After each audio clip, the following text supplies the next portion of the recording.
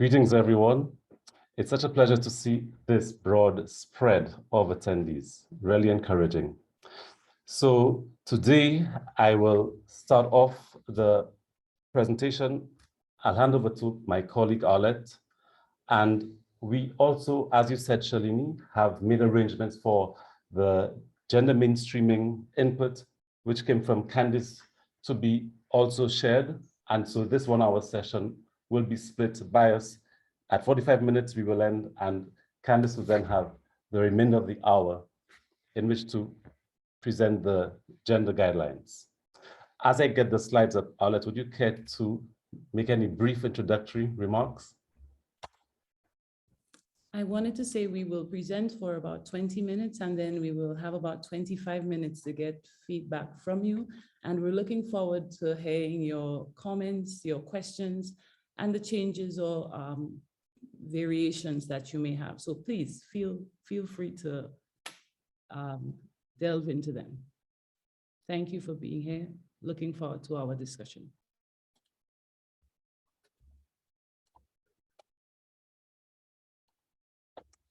Okay.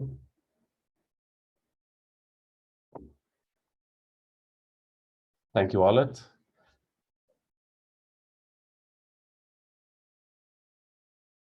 I think I need to stop sharing again.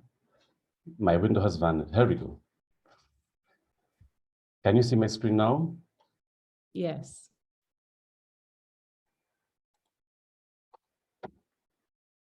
Okay.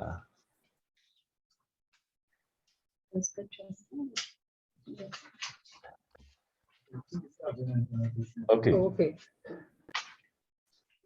Thank you all. So it's our pleasure this morning to present to you the summary report, which will include a description of how we arrived at the guidelines, the challenges that were observed, that came up in the several discussions we had, the data analysis which took place, and hopefully we'll get some additional feedback with which to strengthen the validation which took place. At this stage, I shall hand over to Arlette to lead us on the first part of this session. Thank you so much. So the validated guideline report really covered, as you would know, the 9 countries that Kelly and Shalini identified.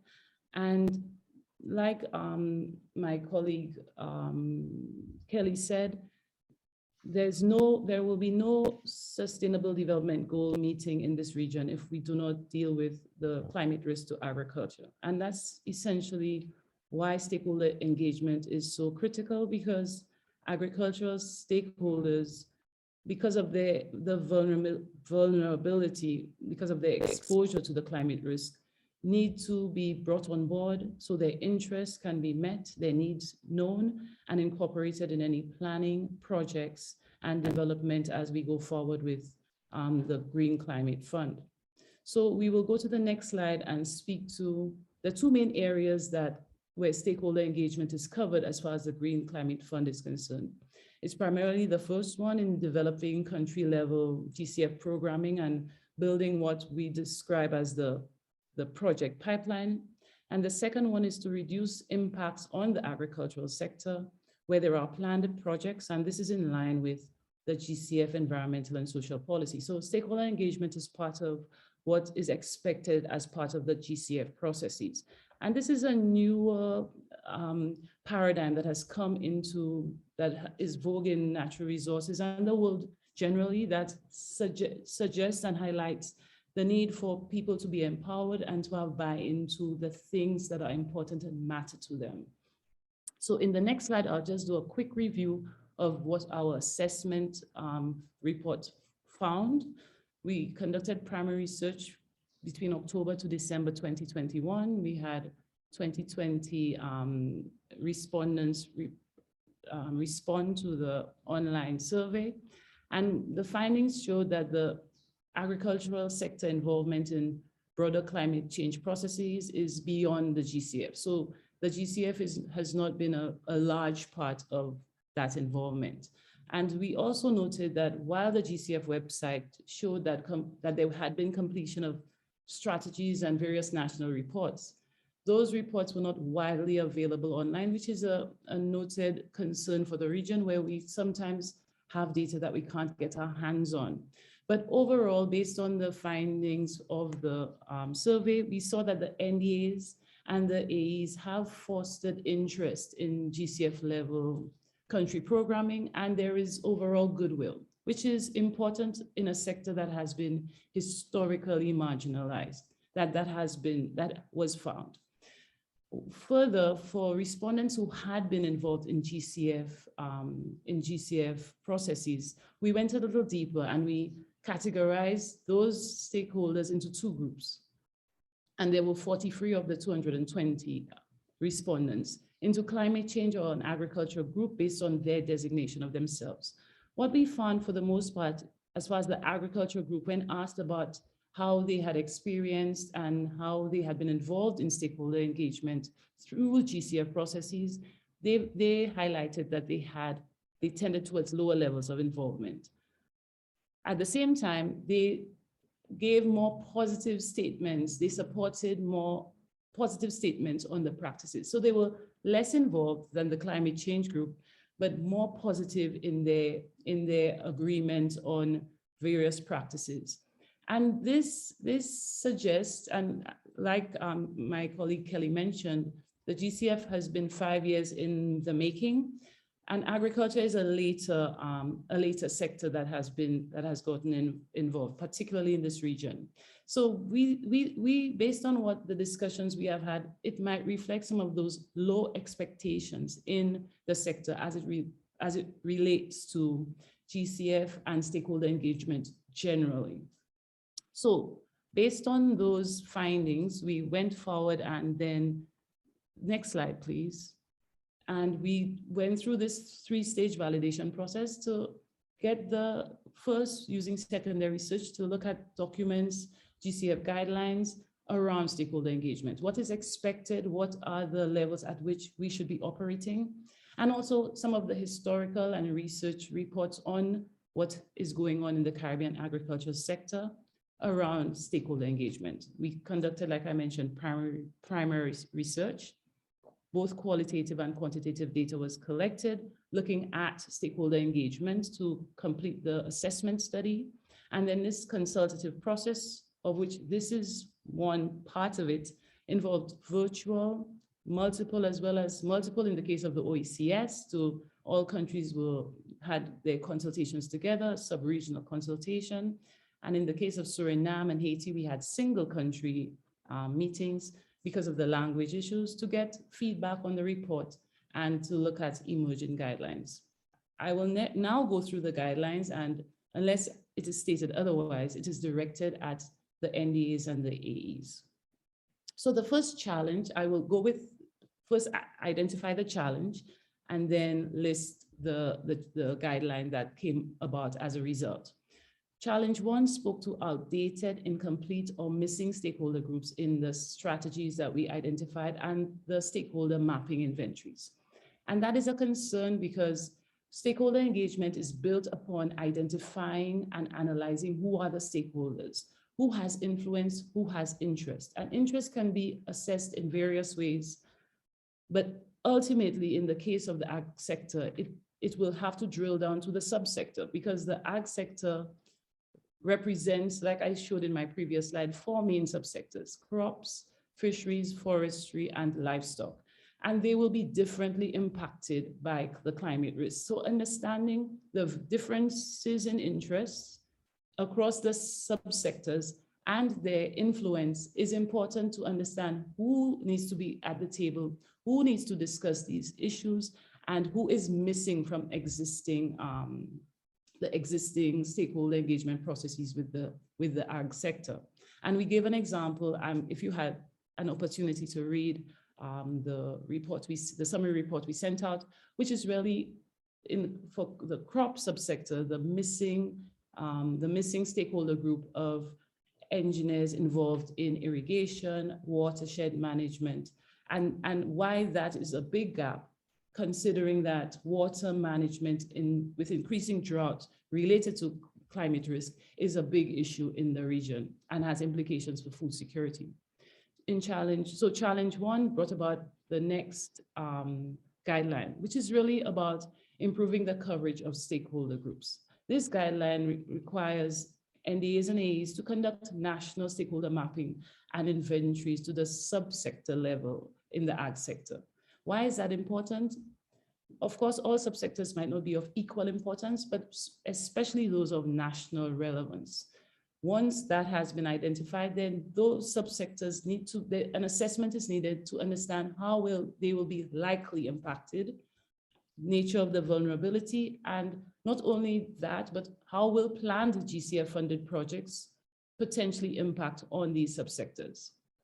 It will be also important as far as improving the coverage of stakeholder groups to identify who are the formal groups. And while we are not big on formal agricultural associations and in some parts of the region, identifying where there are informal groups, what are the membership levels, the capacity levels, and what are their needs? And that's essentially what stakeholder engagement needs to do, to get to the needs of the stakeholder groups and see how that can be addressed through the pipeline and the planned projects, and ensure that their needs are not negatively impacted by whatever is planned. And of course, establish a baseline of mapped stakeholder groups in the subsector. And here I wanted to highlight that based on the influence and the interest, the requirements are different. So that's why not only must we map the stakeholders, we need to know where do they relate to the planned activities, because those that are of high interest, high influence, there's a different requirement as far as keeping them regularly engaged and keeping them satisfied. Where there is low influence and low interest, essentially it is an informational type stakeholder group. So understanding and not characterizing stakeholder groups becomes even more important to reduce potential lack of buy-in, but also frustration that will stall potential development in the sector. That has happened in the past. So the second challenge dealt with the high cost with stakeholder engagement. Now I know a lot of people think talking to people is simple and easy, but stakeholder engagement is a much more complicated process. And the requirements, especially in this new paradigm, means that time needs to be spent on it, planning, resources for language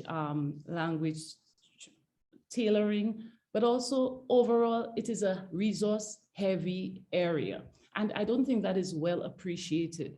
And we will need to do that to support the commitment to gender transformation and women's workload management. And in cases where we don't have that allocation, what tends to happen is that stakeholder engagement usually becomes less robust and becomes more tailored towards typically maybe high interest, high influence stakeholders versus the broader grouping that is involved in any subsector.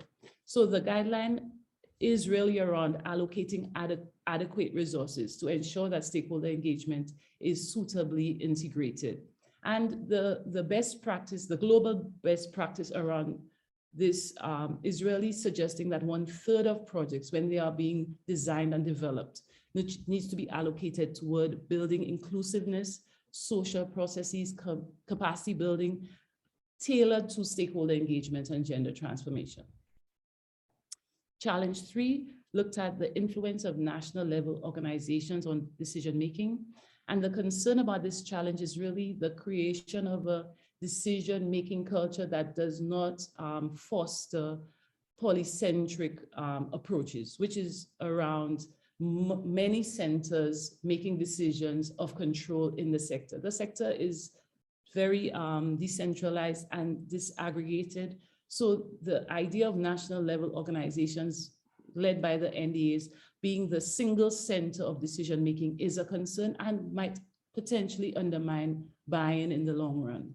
So what the guideline 3 looks at, which is really decentralizing decision-making that deals with governance, It seeks to leverage where existing social processes occur to foster coordination and decision-making at the subsector level instead of creating new ones. And this is an outstanding recommendation that is usually found that says use what exists and is working versus building new ones. And this will really help galvanize some of the subsectors that have historically been affected by the reduction in financing in the ag sector. So where there are community-based organizations, they should be built, piggybacked on, or sector level or subsector pre-existing committees. And that will help to incorporate local and traditional ecological knowledge in the stakeholder discussions, but also in the planning for the future. Challenge 4, we highlighted from our report that meeting attendance was recognized as important by stakeholders, and that is a good thing. But they also requested that there should be more formalized arrangements.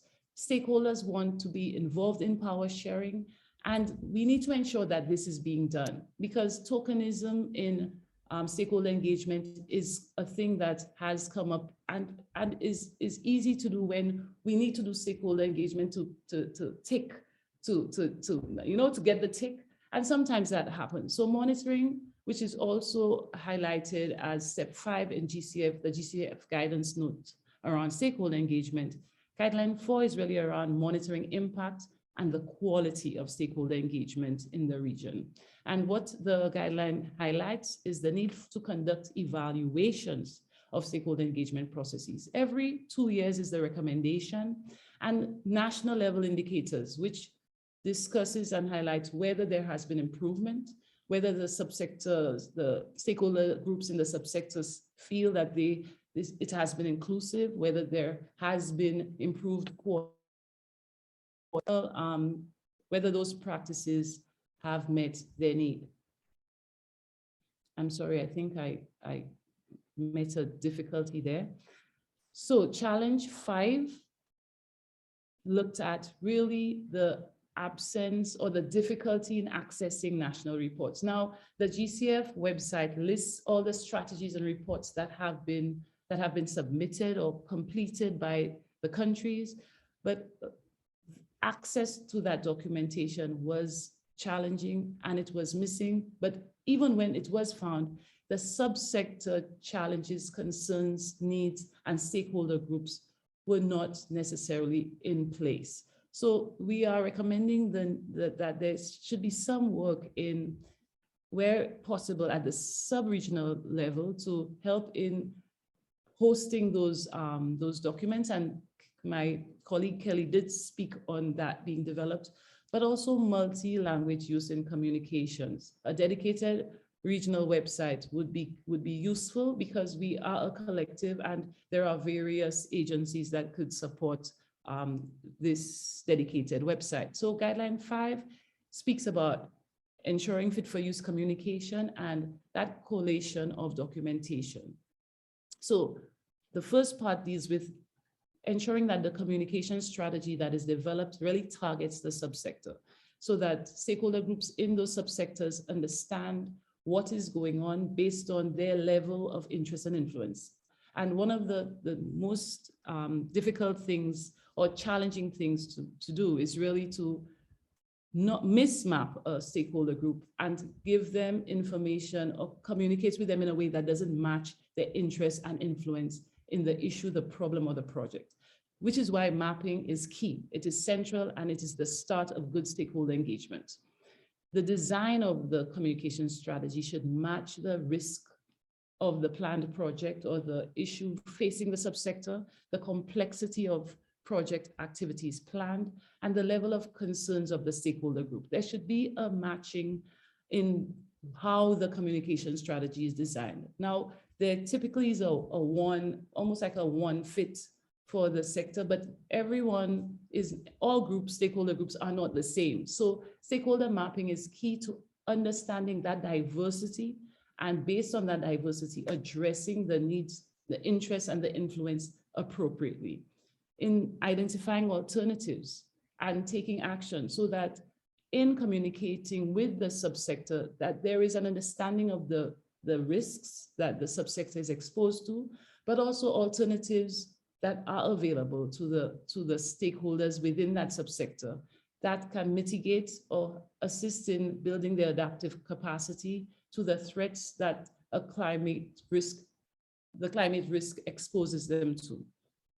To continue, communication channels should be diverse. We found that they were diverse, but because of the absence of targeted mapping to the subsector level, it was a bit of a scattershot. So modes of communication should match where the stakeholders are as far as their interest and influence, and also their location in the subsector. Not all subsectors are equally exposed, and that requires some national level detail. And like we mentioned, again, the frequency of contact, the characteristics of the subsector, the objectives of the engagement requires tuning of the communication strategy. Champions are recommended to give voice to critical issues where needed, but there is a tension with the use of champions to reduce early capture, which is a concern where those who are most knowledgeable and maybe most resourced, where they head off the resource, they actually redivert the resources to themselves versus the broader stakeholder group. So championing is a way to get it started, but it needs to be watched as one of the indicators on how the nature of the championing and how it is working. Guideline 6 specifically deals with Indigenous peoples, and we are in a region that has Indigenous peoples, and based on the GCF guideline on Indigenous peoples, respecting the rights of Indigenous peoples as guideline 6 becomes very important. What the guideline identifies, built on this GCF guideline, is really that stakeholder engagement fosters the full respect for Indigenous peoples, their dignity, their human rights, and their cultural uniqueness. Often, Indigenous peoples are at times physically isolated in the different regions in the Caribbean. So effort and work and resources need to be assigned to ensure that they benefit from the GCF activities. They are engaged to the point where in a culturally appropriate manner, they do not suffer harm or adverse effects from GCF funded projects, and appropriate time is given for communications with them as a peoples who have their own decision-making processes that usually is built on traditional processes. Challenge 7 speaks to the need for improved capacity in stakeholder engagement. This is the stakeholder engagement paradigm we are in is a relatively new one. It acknowledges that people are better able to manage their affairs than anyone else. And this is built on some of the work by Eleanor Ostrom. And recognizing that we are in this new paradigm, capacity building is needed to take us out of the older paradigm of more paternalistic stakeholder engagement to better understand, conduct stakeholder engagement, and of course, to go back to what I hope you will take from this presentation, which is really detailed and accurate stakeholder mapping. No meaningful stakeholder engagement is possible without that level of detail and accurate stakeholder mapping. The guideline coming out of this challenge is really around building capacity for stakeholder engagement.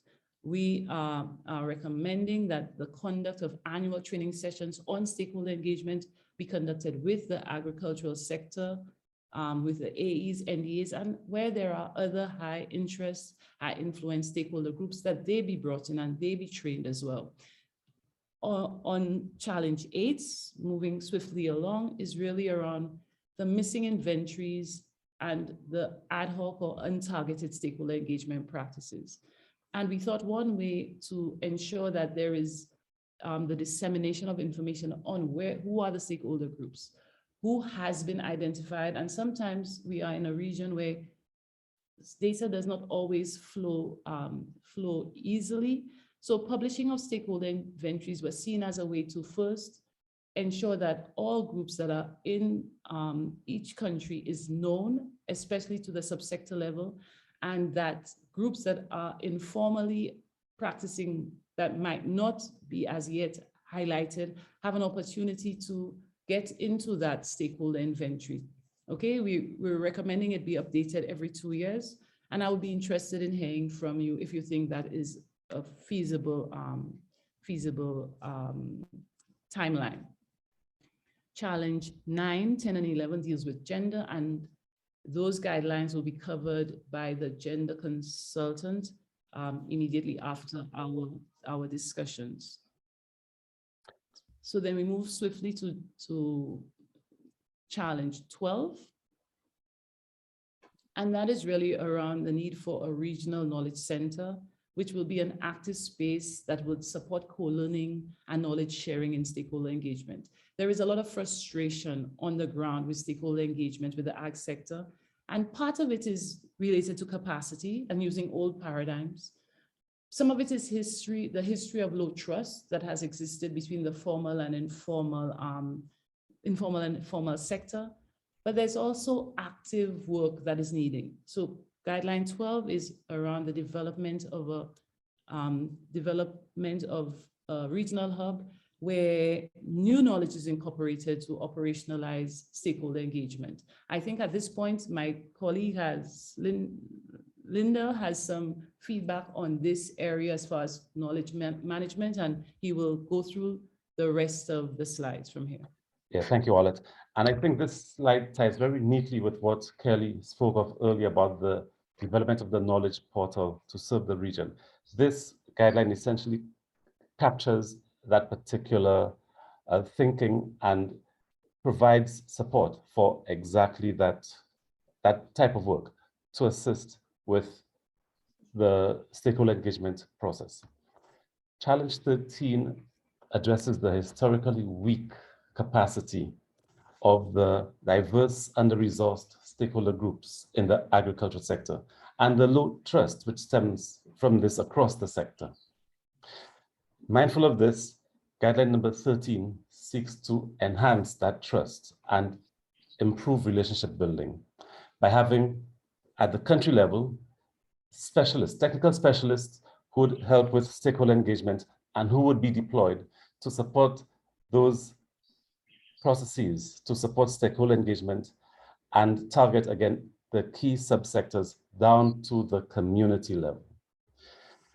Challenge number 14 serves to identify the decentralized and fragmented sector, again, with the multiple heterogeneous, and interdependent stakeholders.